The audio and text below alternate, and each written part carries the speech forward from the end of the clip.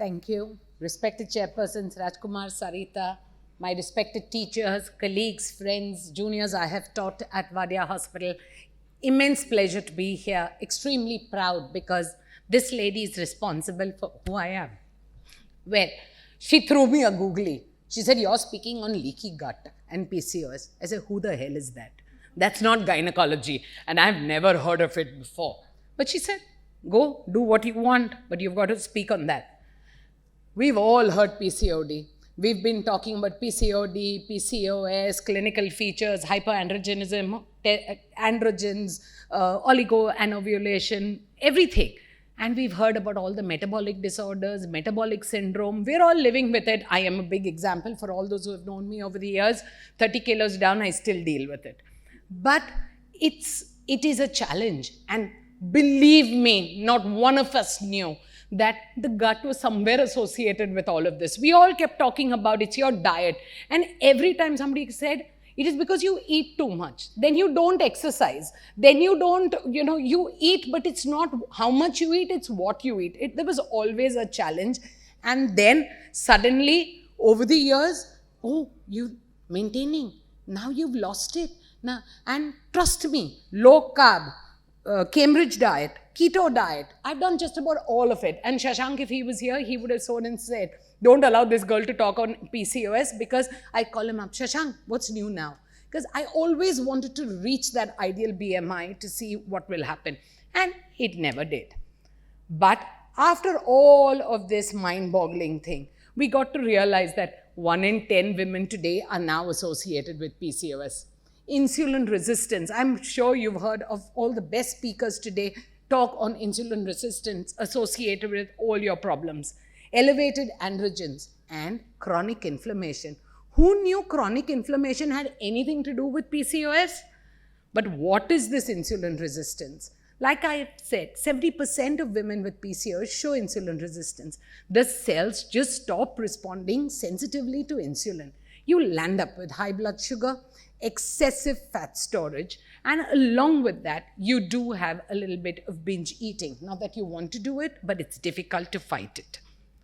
The elevated androgens result in weight loss resistance, meaning you're trying, you're attempting, but it's not happening as much as somebody across the room would be eating half as much and exercising half as much, but getting better results.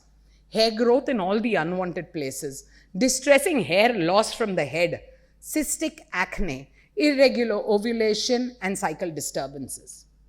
Then you have chronic inflammation, which is persistently elevated levels of inflammation, high risk of diabetes, heart disease, allergies, asthma, anxiety, and depression.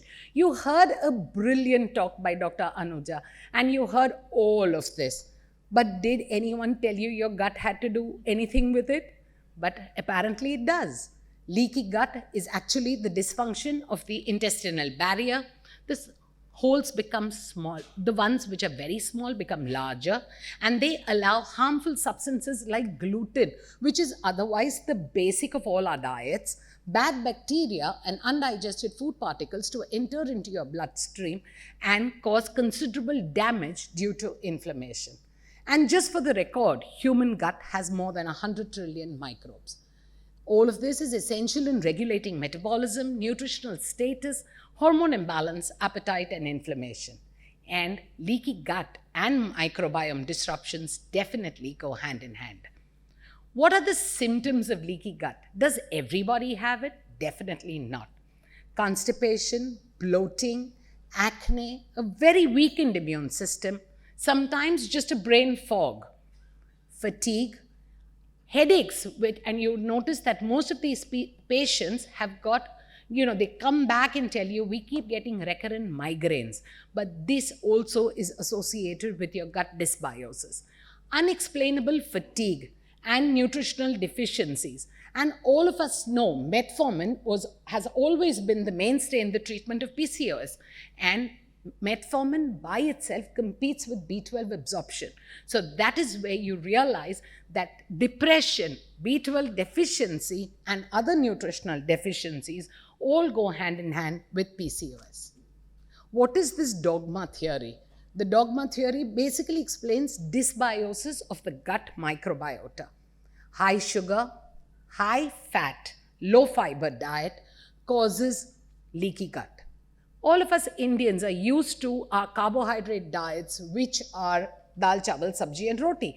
And all of that does have high amount of gluten, high amount of fat, which then causes a leaky gut.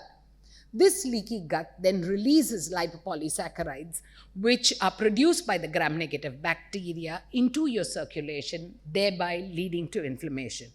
Activation of the immune system interferes with the insulin receptor, driving up your insulin levels, boosting testosterone production in the ovary, which is associated with worsening PCOS.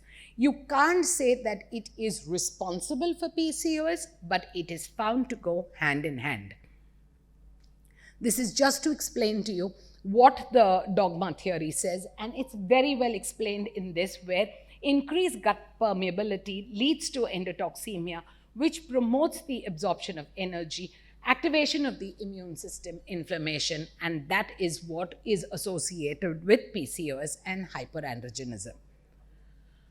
We've had a lot of work which has been published, and if you go back from 2007 to 2021, there are articles. The largest study, unfortunately, was conducted in rats and not in human beings, but there is a lot to find or to look for the clinical correlation of intestinal microorganisms and PCOS.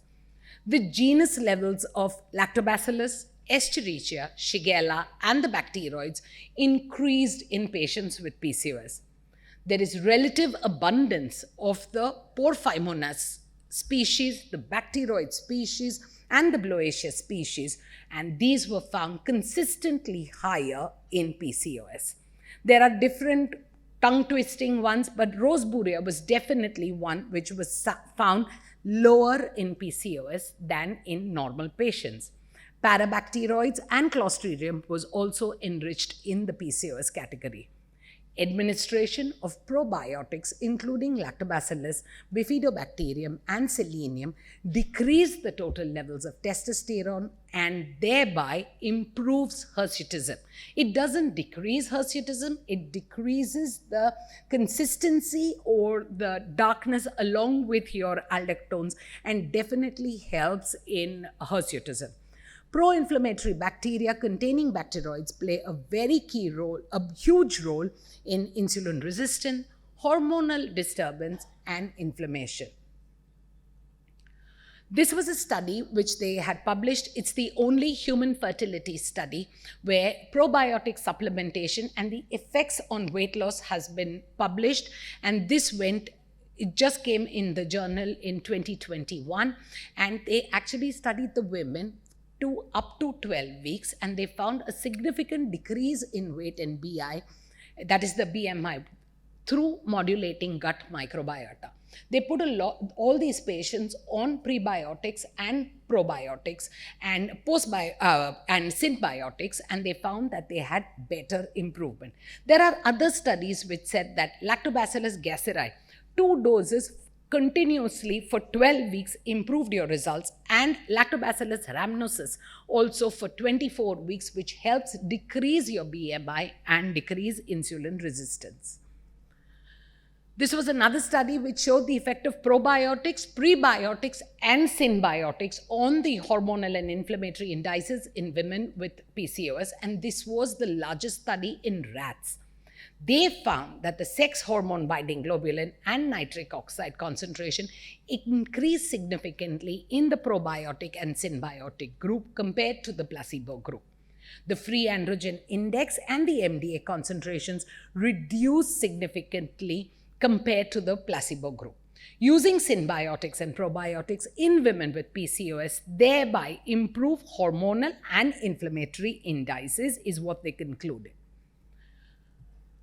The role of microbiota in the development of insulin resistance and the mechanism which is underlying polycystic ovarian disease, where you had an absolute review on about 16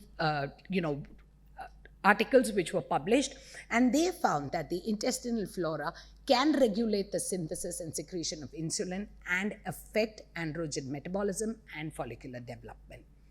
Sorry to use the drug name, it is actually cyproterone acetate, but the publication clearly used Dian 35 and probiotics restored the diversity of the gut microbiota and led to the recovery of gut microbiota disorders, thus improving the reproductive function in PCOS. This was also seen in their rats.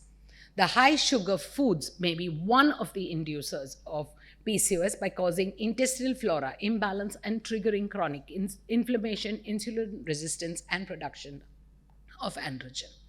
Having said all that, this was as much as the data that I could find online on PCOS and gut. What does one do? Okay, we have PCOS. What can we do about it? Like Dr. Anuja very clearly said, it's counseling your patient. It's all about her lifestyle change. You try whatever new fad that's available in terms of diet, but it is the continuation or the maintenance which is the biggest challenge. Try and eat more fiber. Everybody says eat lots of fruits, but do that in the morning time. You've got to change your lifestyle. So your fruit content has to be at breakfast. Towards the second half of the day, please avoid anything which has even natural sugars. Fermented foods and probiotics are definitely your best friends. But that doesn't mean you do tons of beer or gallons of beer, or you do kilos of yogurt, which is made out of buffalo milk, which is high fat. You would definitely prefer to do low fat yogurt and avoid beer, because that definitely results in the beer belly. Decrease processed carbs and refined sugar. Maintain an anti-inflammatory diet, that is, stick to basics, lean meat, lots of green veggies, lots of vegetables and salads, and most important for all of us gynecologists over here, 8 hours of sleep. No matter how hard you try, no matter what you do, if you do not get to rest your body, you do land up in a chronic state of inflammation, which only worsens your problems. Since I have no personal experience with pre or probiotics in PCOS, I got you all the references just in case you wanted to cross-question me on any one of them, because honest to goodness, it was the first time I really read about the leaky gut. Thank you very much for a patient hearing. And please do appreciate, we tried even in India to use the colors of PCOS on the slides.